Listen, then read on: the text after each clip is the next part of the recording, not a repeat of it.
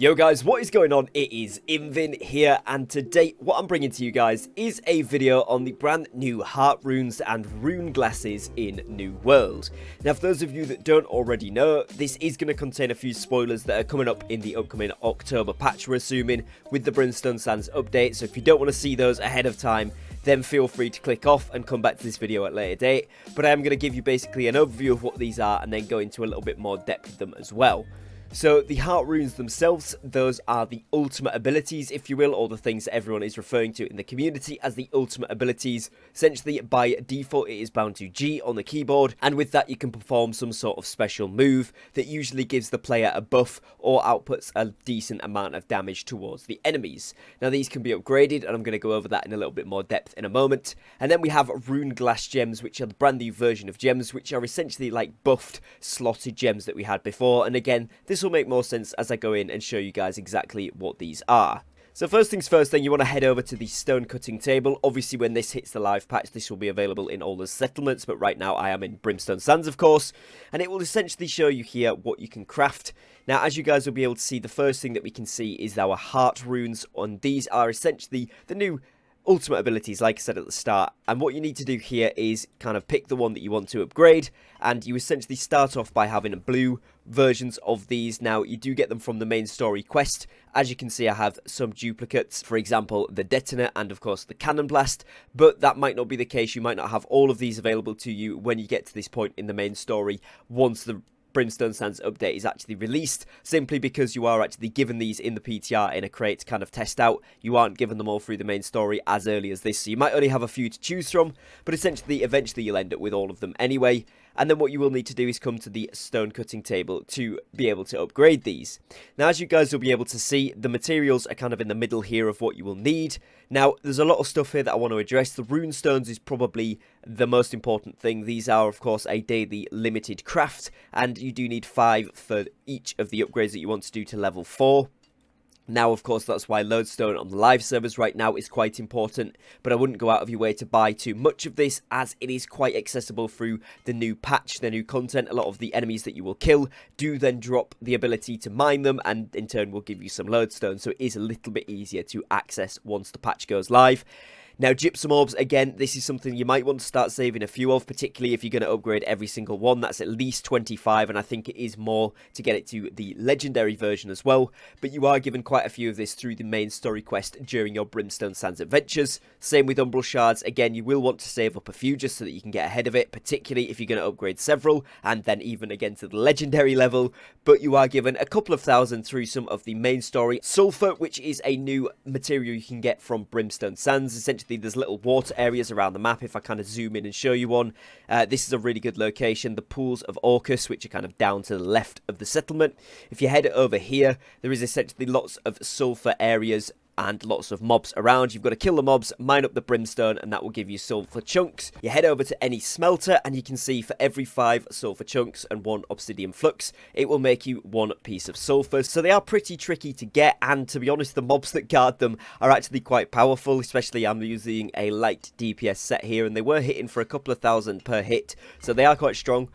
You might want to take some better armor, you might want to take a heavier set, or you might just want to take a ranged weapon, because those seem to work well. I was using the blunderbuss and that was a little bit better, but either way you will be able to get things like acid tinctures, so that when you get in the acid pools it doesn't do as much damage to you, that sort of stuff. And also the brand new armor does come with some resistances to acid on there as well, so it can kind of get ways of farming it a little bit easier. But essentially you'll need 3 for each of the upgrades here, and then 5 corrupted lodestone. Now again, this was pretty cheap on live servers, however since this update has dropped into the PTR, the prices have skyrocketed.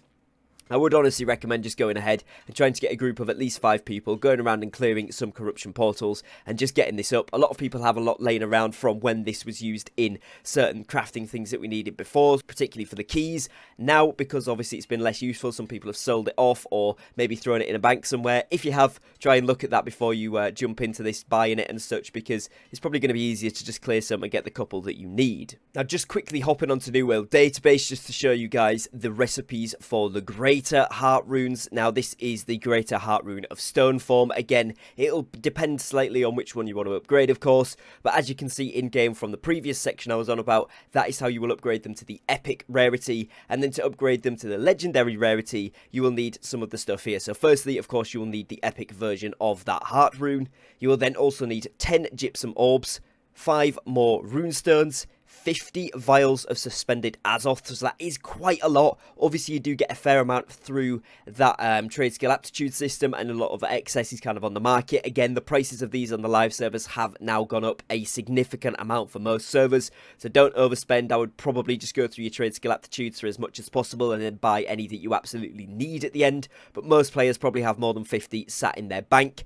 10 sulfur, which is roughly about 50 lodestone or silver chunks that you're going to need. You do get several sulfur chunks per lodestone, usually 2 or 3 at least, so it's not going to take you exactly 50, but you are going to need to farm a little bit for this. And also 10 of these wooden coins. Now it says here that these are a small wooden coin found in elite chests that can be used at a stone cutting station, so you will have to do some elite chest runs in order to get some of these materials as well. Now, just to give you guys a rough idea as well, there is also different variations of the Heartrunes. So the greater one is the one that we looked at, which would give you fortifying form and hardened form, but there is also then stalwart Heartrune of the stone form, which is when you get to the legendary edition, you can kind of switch these in, which, as you can see, they all give you the fortifying form, but the difference being that the greater one gives you the hardened form, which is where you gain an additional 10% damage absorption for 5 seconds per hit taken at plus 30% maximum. The stalwart one then, for example, will give you mending form, which is where you heal for 75% Heartrune damage per second while active, but outgoing damage is reduced by 20%. So again, you can kind of see how this would work. I'm not going to go through all of these right now, but you can obviously see these in game when you get to the point where you can craft them. That is only at the legendary level that they become sort of different ones as well. So as you can see, there's 3 different ones. There's Cunning, Stalwart and Brutal for Cannon Blast, Dark Ascent, Grasping Vines, Detonate and Stone form. Finally, the Brutal one then will give you Unstable form. Stone form explodes when it expires or when you press the Heartrune ability input again, dealing 200% Heartrune damage within a 3-meter radius, but its duration is reduced by 2 seconds. So again, you can kind of pick whichever one you want to go for here. Instead of the greater on the stone form ones, the rest of them do have this Cunning, and this seems to be the case throughout all of them, except obviously the stone form. And like I said, each of these will give you a slightly different bonus, so it's kind of up to you what you want to pick versus, you know, ability wise, and then also which variation of legendary you want to go for. And like I said at the start, they do have slightly different crafting requirements. For example, the Stalwart Heartrune of Detonate, this one requires the wooden coins again. It also requires 10 gypsum orbs, 20 pristine sapphires, and 5 Writ of Adventure. Now, Writ of Adventure is something that I've obtained through the main story quest in Brimstone Sands. Again, a little bit of a spoiler, but it is something you get from the main story quest. It'll just be needing to save up things like the pristine sapphire in order to be able to get those. And again, the sulfur, which you're going to need roughly around 50 sulfur chunks for. So it is a little bit of a grind, but they are pretty much worth it. They are very, very cool. As you guys will be able to see from some of the gameplay in the background just here, there is a cool element to these. Some of them are more useful than others, and some of them are going to be a little bit better in PvP or PvE, but generally speaking, they are quite fun to use, if nothing else. And I think it does depend on your playstyle and your role, what you're going to want to pick, but I think eventually all of them will be very, very fun to use. Now, you can see it in game. If you kind of look towards the bottom right of my HUD, you can see that I have the tab available for the backpack, I have the U to switch into PvP mode or not, and then I have the G button, which is now, of course, going to be my cannon shocks. That's the one I've got in there. Now, it tells you on these what they do, how much damage they do, etc.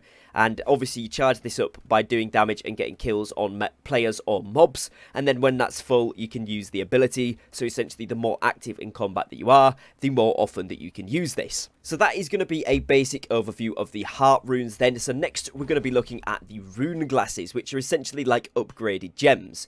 So of course, if we go into the kind of menu here again on the stone cutting table, now it is going to require stone cutting level 180 to be able to craft these rune glasses. The Heartrunes were actually level 0, so you can craft those even without any skill, but if you are wanting to craft these, you do need to be level 180 or above by the time this hits live if you do want to start crafting them.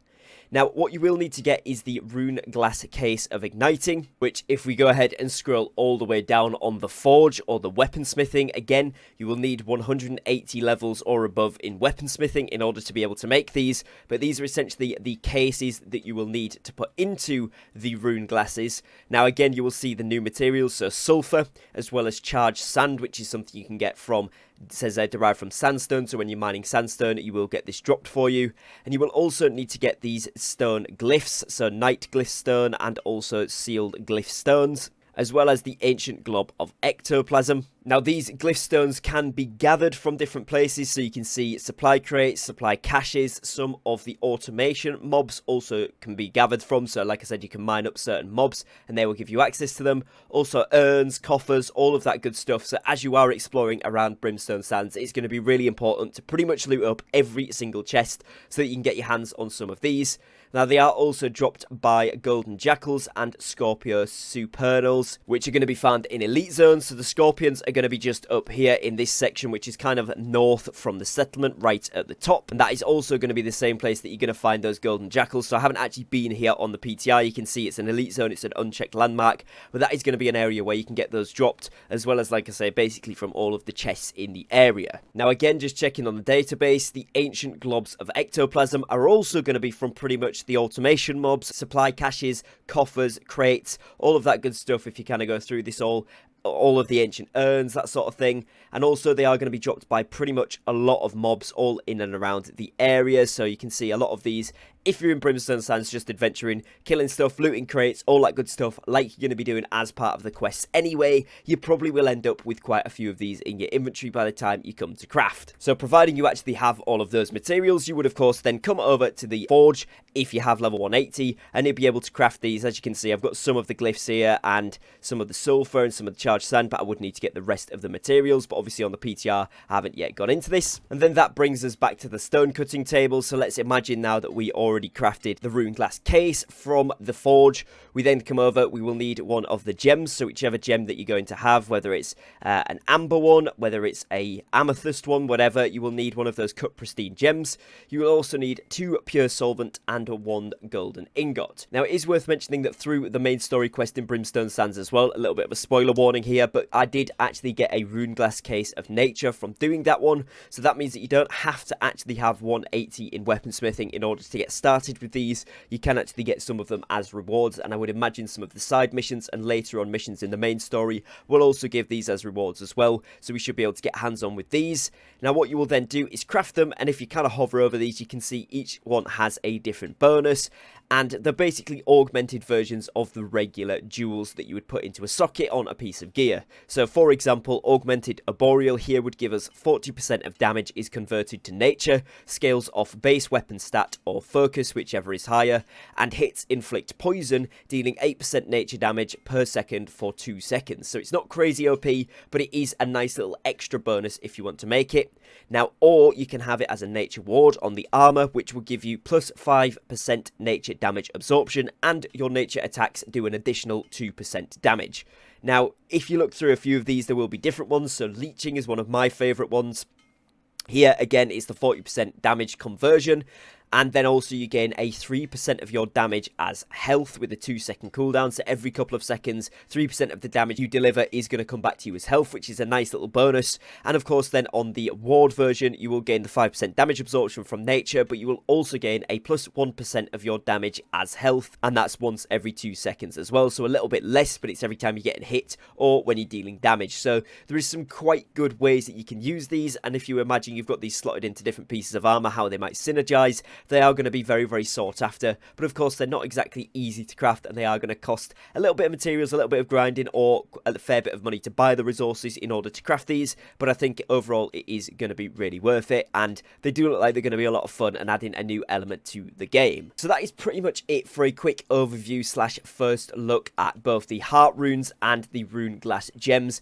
Obviously there is a lot more depth to these, which I will go into once this is fully released and we have the final numbers and figures, but hopefully this gives gives you guys a nice heads up at what you can expect, what exactly they are, and how they're going to be working when they are in the game. Now, if you have enjoyed this video, please do leave me a like and a subscribe down below to make sure that you're staying up to date with all of the latest and greatest from New World. And if you have managed to get into the PTR and tested out, particularly the Heartgems at the moment, or the Heartrunes I should say, let me know which one is your favourite so far. Other than that, guys, that is going to be it for today, so hopefully you have enjoyed. If you have, like I said, do make sure to like and subscribe, and I'll catch you guys again very, very shortly on a brand new upload. So thanks for your time, thanks for watching, take care, and peace.